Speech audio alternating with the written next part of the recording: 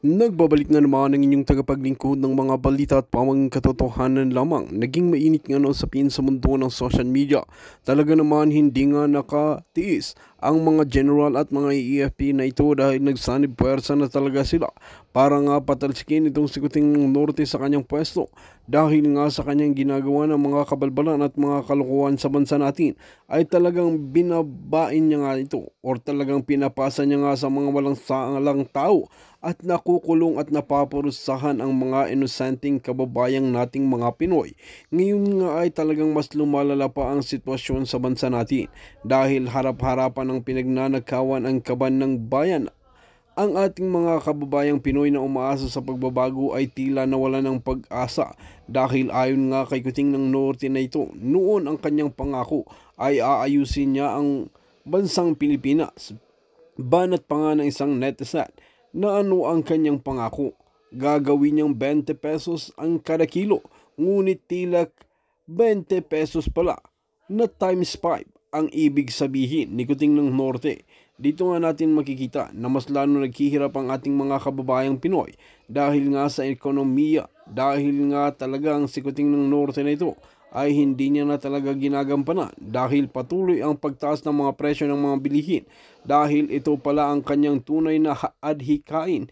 Kaya naman ang mga general ay talagang nainis na at gumawa na ng aksyon at hakbang para nga matapos at hantingin ang mga korap ng mga opisyales.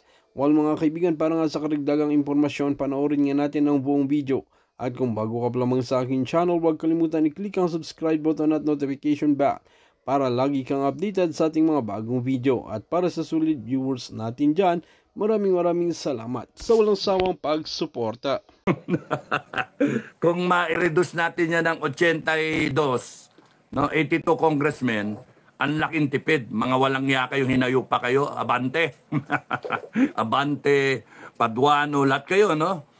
Ang yayapang nyo kasi, hindi lalakpas ng 300,000 ang boto nyo kung mag-aasta kayo kasi, mga congressman, no?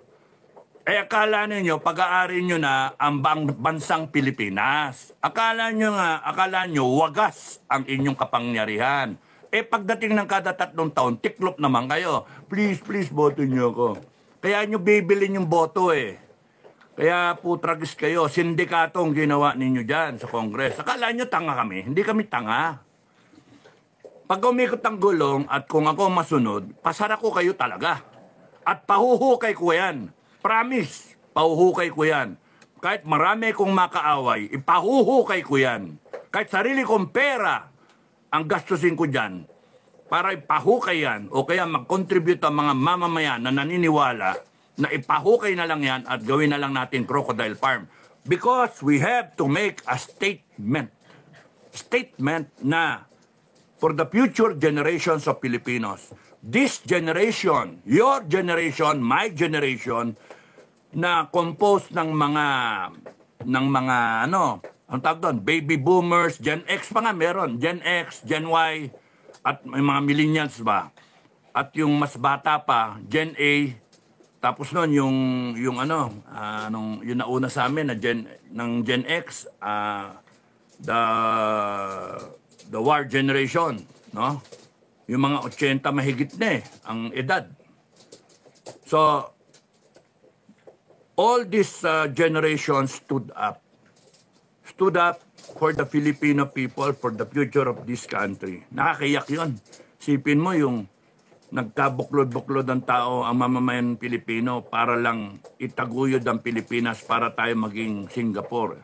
Kaya nga, it has to be a statement na yung symbol of corruption, which is Congress, hukayin talaga yan, gawin natin crocodile farm. Paggawa na lang natin ng parang quadrangle, quad, no, na restaurant, floating. baka yung buhaya umakyat. Tapos nagsiserve sila ng baby crocodile na lechon, di ba? Ano kaya lasa nun? Baby crocs. Yun yung soup, crocodile soup, o di ba? Tapos may souvenir shop, crocodile bags, crocodile belt, di ba? Crocodile shoes. Paano yung mga crocodile? Anak ka ng putya talaga kayo. Meron kayong tinatawag na yung ano, yung model. Ano tawag doon? Yung product line. Product line. Ladies and gentlemen, we would like to offer our contempt. Contempt line. Paduano. pangalan ng sapatos, Paduano. Abante. Ay, mga pikong kasi kayo. Sarap yung asarin. Mga gago, mga loko-loko. Mga loko. Pero serious ako, serious. Gusto ko pahukayan. Gawa tayong crocodile farm. Gano'ng kalalim ba para maging crocodile crocodile pond, no? Tapos maraming manok papakain natin dyan. Lahat na magiging kurap, dyan natin pakain. Oh, bakit wala ka kamay? Pinakain yung kamay ko.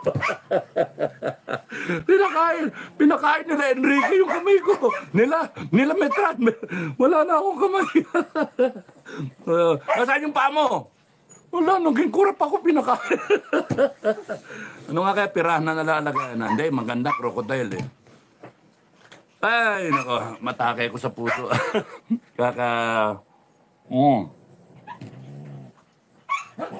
Masaya ako kasi hindi ko mota. Wala talagang kota ng contempt ng mga animal na yan. Backfire eh, mananakot sana eh, no? Mananakot eh. Hindi natakot. Panipalaban yung mga panipalaban eh. Panibabae. Yung mga lalaki, ano pa eh, malumanay pa eh.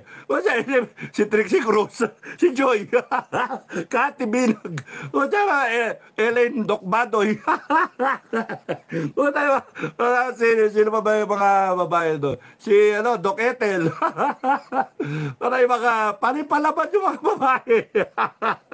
Kasi si Crisette, panay mga mandirigma yung mga pwede sa PFGF nga, pwede mga mga general yung mga yan. Panay mga commander ba? Ang tatapang ng mga imbitay ninyo. Kaya yun, kita nyo, yung Congress, ang ginawa ninyo, backfire eh. Nagkabuklod-buklod ngayon yung mga vlogger. Ngayon meron silang isang cause. isang objective, isang focus, nakagano na sila. Parang nakagano na yung mga vlogger. Bumagsak kayo. Yun yung focus ngayon ng mga vlogger, no? Papagsakin kayo. Maisara kayo. Ay, nako, magiging crocodile farm kayo. Ay, nako, masaya ako kasi backfire.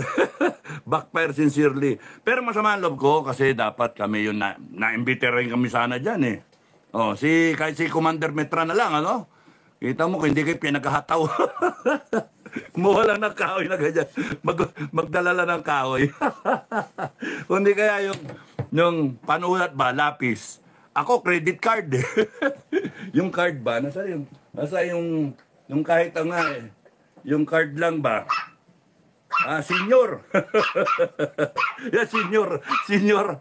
Tatalasan ko to. O, para pwede ko hiwaing mga leg. Makakalima siguro ko. Ay, mga gago kayo. Mga animal kayo, mga congressman. Ang tatapang nyo kasi, ang kala ninyo, panay kayong mga, anong-ano kayo sa power, no? Mga lasing na lasing kayo sa kapangyarihan ninyo. Hindi nyo iniisip ang mga mamamayan na kahit pinakamalit na mamamayan, kahit taxi driver, janitor, magsasaka, dapat pinupupo ninyo. Yung mga amo nyo. Kahit yung mga bystander lang, mga vendor, amo nyo yun, mga gago. Kaya ayoko mag-gobyerno eh, kasi daming amo. Maraming amo. Kaya all these years, hindi ako pumasok sa public service kasi ayoko. Ayoko na dahil sa ang daming amo, ang daming bossing. Rerespetuhin mo lahat eh. Hindi pwede yung angas-angas na guys sa military kasi sa armed forces, may angas din eh, no? Kasi pagka meron kang baril kompleto ka, battle gear ka, pupunta ka sa barangay, pupunta ka sa kay mayor, armado ka, takot lahat. Nakakasanayan yan. All these years, mula tiniente, promote, hanggang maging general, ayun, mana-mana yung angas. Kaya, nandun yung nagkakaroon ng thinking na siga ba? Yung parang, yung mga, you are privileged, no? The rank has is privilege. Yun yung RHIP nga na tawag. Pero umaabot sa ulo minsan. Kaya parang ang thinking, ang trato ng mga yan, sa mga sundalo, maliliit. Maliit. Ang trato sa mga driver, o sa janitor, o kaya sa mga gardener, o kaya kahit kanino, maliliit. Yun yung there's the tendency, no? Pero na lang kung makatao talaga yung general na yon, makabayan. Bira yung makakita ka ng gano'n na mga kasi entitled Yun yung nung nakita ko yan sa serbisyo, sabi ko ayoko maging ganyan. ayoko maging yung simula nung kinabitan ng belt ng general, yabang na Kasi merong belt yan mga general may belt yan na pang-general. Binibigay man yon. Ay, nako, pagka, nung kernel, tamok yun. nung general na, ang yayabang na Ay, nako, tapos kala mo naman panay mga combat veterans. Ay, nako, mga talaga, entitlement. Yun yung common sa military service at saka sa police at saka dito sa government na mga politiko natin. They feel entitled the moment you give them the position, the power. Nakakalimutan nila, all government authority emanates from the Filipino people. Ang problema kayo, mga kababayan, hindi nyo alam. Kaya kayo ginagago Kaya kayo niloloko. Kasi nga marami sa ating kababayan, di alam yung kanilang kapangyarihan. And then, yung iba naman, politiko, alam nila yung ganyan. So, the only way to remain there in power is to keep you uninformed. Sa yon, to keep you blinded. Hindi binibigay yung totoong balita, yung totoong nangyayari. Kaya ginagawa ni Bongbong Marcos ngayon at ng mga congressmen. Grabe problema ng Pilipinas. Pero ang salita nila, wow, ganda-ganda. Ang ganda-ganda ng Pilipinas. Lumabas ka sa gabi, mamamatay ka. Parang madaming droga madaming adik Anak nanto. Dito, hindi kami lalabas sa gabi. Mahirap lumabas. Although sa lugar namin, meron na rin mga adik Meron na rin mga adik. Ako, lumalabas ako. May dala ko. May baon ako yung pamatay ko. Kahit gunting lang, pwede. Deadly weapon. Anything na matulis, deadly weapon. Pwede na to pang o kaya yung pang ganyan mo. Kahit nga chopsticks lang it's better to have one. Kahit card nga lang na matulis, okay na. O kaya blade. Merong blade merong blade. Buti hindi tumutunog yung sa ito. Minsan dala-dala ko na to panggilit ba ng leg. Minsan hawak-hawak ko na to pagka pero nakatago. Katago. So, wag kayong lalakad ng walang gamit. Ngayon, pagka-barrel, election, gun ban ngayon, kaya hindi pwede. Ay, nako. Wala talagang bansa natin palugmok na tayo So, maganda yung crocodile farm. Maganda yung idea na sa tingin ko. And then it has to be transmitted to the future generations of Filipinos with all the pictures, with all the literature about it, history books, writing about it, and then sinara yung Congress dyan sa batasan, ginawang crocodile farm because it became a symbol of corruption. It became a symbol of abuse of power, oppression. So, baka magdemanda yung crocodile, ah. Tapos may restaurant ka, yung quadrangle, no? All around. So, may Japanese, may Korean, Mongolian, may mga fast foods. Maganda sit down para papag-usapan, may corridor na malapad, makita, makatingin yung tao, may ilaw, tapos open naman sa buwan, lalo na kung bilog ang buwan, tapos buhangin all around, di ba? Parang beach. O kaya parang riverbank kung saan talaga yung ng crocodile. Mag-alaga tayo mga 300 na crocodile doon. So may symbolism. Let it be remembered that once upon a time, this was a site of the Philippine Congress, who became abusive and oppressed the Filipino people. They committed plunder left and right. They abused their authority and used their position to make the Filipinos suffer. Yung ganun ba? Matandaan ng taong bayan yan and the future generations, tayo abutan pa natin yan na punta tayo doon, mga lolo. Anak, ako nagpahukay niyan. Apo pala. Apo, puta na, ako nagpahukay niyan. Oh. Meron pang kwento dyan. Yung 40 na inimbita. Mga vlogger, ito yung mga pangalan nandun. Nakasulat yung mga pangalan nila. Forever na yon. Mga immortal na yan. Nandiyan yung mga pangalan nila. Sa mga ng loob ko, wala ako dun eh. Andi bali, ako na rin magpapahukay. Para, mga Pilipinong tumayo. Mga Pilipinong tumayo. Kaya kayo, mga kababayan, sa hudyat, no? Sa hudyat. Laging hudyat yan. Laging postponed. Kanina na sana yung hudyat eh. Kanina na sana eh. Wala eh. Nawala yung mga vlogger. Hudyat na sana eh. Bababa na sana ako kanina eh. Kung nagkatotoo yan eh. Kung nakakontempla sila. Sarap sana. Hudyat na sana yun eh. Wala na naman. Postpone na naman. Pangatlo. Pangatlong postpone na. Ay, nako, walang mangyari sa atin. Hindi makabigay ng hudyat eh. Wala kasi yung coordination. Kung ano ba yung mangyari, yun na yun. Sabi ko nga, the best plan is no plan at all. No? Mga Egypt, no? The best plan is no plan. Because hilong-hilo yung kabila. Hindi malamang, iniisip nila. Ano ba gagawin ng Egypt? wala kaming plano. Wala kaming plano.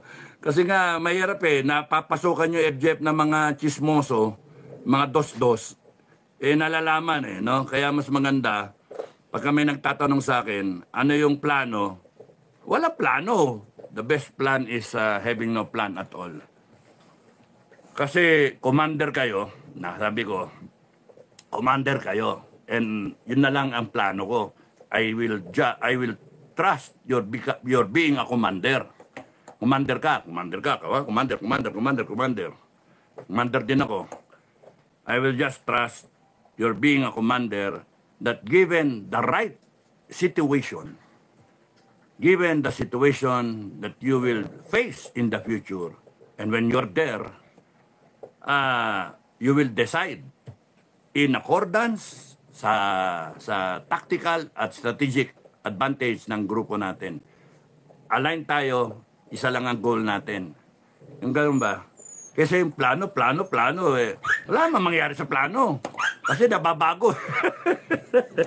Kagaya kanina. Ay, lako. Sa mga FJF, sorry na naman ha. Ayan na naman eh. Nakaplano na nga tayo. ano na sana, hudyat-hudyat na eh. Pagka kinontempt.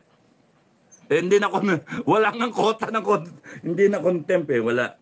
Ay, nako. So, abuti na naman tayo nito ng ano na. Hindi na pwede sa ano eh. Magde-date pa ako ng ano eh, ng Valentine's eh. baka sa anibersaryo na lang na ng ano, ng People Power. Doon na lang, maglabasa na lang kayo. Sa ano, wala eh. Nag-iisip din tong kabila eh. No? Marami na ngang nabayaran doon sa grupo namin. Sino pa ba yung commander na natitira dito? doon sa FJF. Hello, meron pa ba akong commander na naiiwan? wala na commander ah. Naubos na.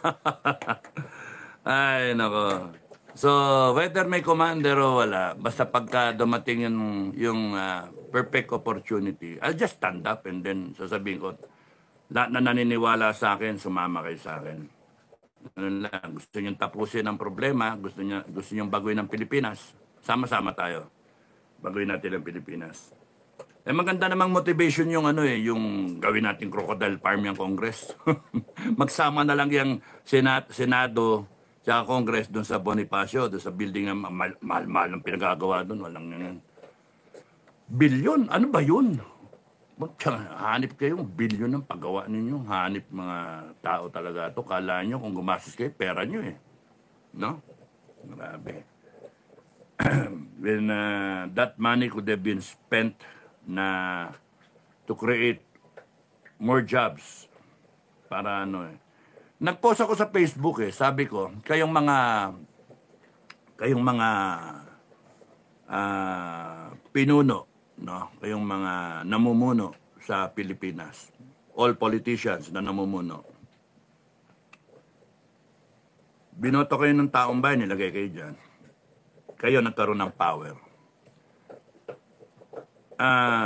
Gusto nyong respetuhin namin kayo. Issue sa inyo, minumura namin kayo, mga putang ina nyo. Yun, nagagalit kayo, nasasaktan kayo, minumura kayo. PI kayo, mga gago kayo, mga walang niya, mga bobo.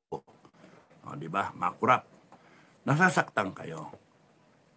Hindi kayo pupukulan ng mga mamamayang Pilipino ng mga ganong mura kung ginagawa niyo yung trabaho niyo. Kasi ang sasabihin ng tao, thank you. Pagka ginagawa niyo yung trabaho ninyo. Hindi, ginagawa niyo, ninanakawan niyo kami eh. Abusado kayo eh. Kokontempt pa kayo. Oh, yes or no, yung ganun ba? Kokontempt kayo. Ang yabang dating niyo.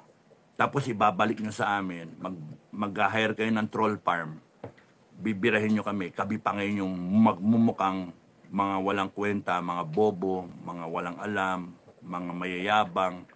Kami lilitaw na may kasalanan. At gagamitin niyo pa yung batas laban sa amin. Grabe ang abuso niyo. Sobra. Kaya nga, iikot talaga ang gulong. Iikot talaga yan. It is inevitable. Iikot ang gulong. No?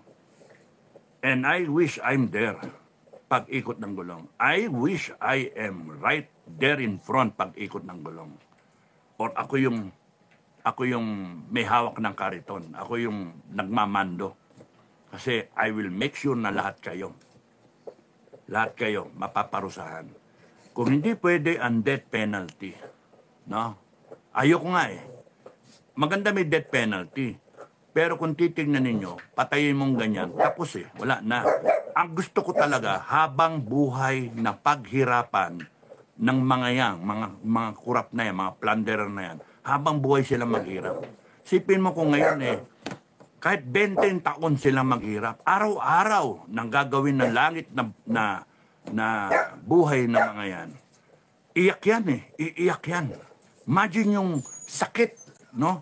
Yung, naku, itago ko man kayo, tago ko kayo, lagay ko kayo, kahit na nandun kayo sa Bilibid, o kaya lagay ko kayo sa isang isla, you make life for you so miserable that you will call all the saints. Lahat na santo, tatawagin nyo. Kahit mag-sorry kayo sa 119 million Filipinos, it is not enough because yung kasalanan ninyo, umabot hanggang apo-apo ng 119 million Filipinos. Mga Pilipinong hindi pa buhay. Yun yung kasalanan ninyo. Kinurap ninyo yung mga ahensya, agencies of government, kinurap ninyo mga tao, kinurap ninyo mga mamamayang Pilipino na paglabanin ninyo. Nang walang dignidad yung mga mamamayan, tanggap ng pera, kaliwa kanan, ayuda, akap, etc., etc., bayad sa troll, at saka sa mga vlogger. Wala eh. Ginawa nyo drug addict, pinabayaan nyo. Ginawa nyo corrupt. Corrupt na nga yung society natin eh. Ginawa nyo mas corrupt, pinaka-corrupt. Kaya grabing kasalanan ninyo. No? Ikaw, Marcos, down the line. When you could have been a better president than Duterte. When you could have been the best president in our time. Pero hindi eh. Binoto ka namin. Niloko mo kami. Nasaan ay 1 million? 1 million na pabahay every year. Nakadalawang taon na mahigit. 2 milyong bahay na. Nasaan yung 2 milyong pabahay mo? Sabi mo, 6 na milyong bahay. O nasaan na? Wala. Na ikaw ang fake news. Dapat ikaw ang patawag. Sinabi mo na walang pumasok na PNP doon sa KOJC, walang barel. Paano yung mga walang barel? Paano yung mga ano lang, riot control lang? Sinungaling, fake news. Dapat si Marcos ay ipatawag dyan. Yung tinapos na flood control, pinagmamalaki mo. O dapat ikaw ang imbestigahan. Kasi panay palpak, binaha pa rin ang mga kapwa Pilipino.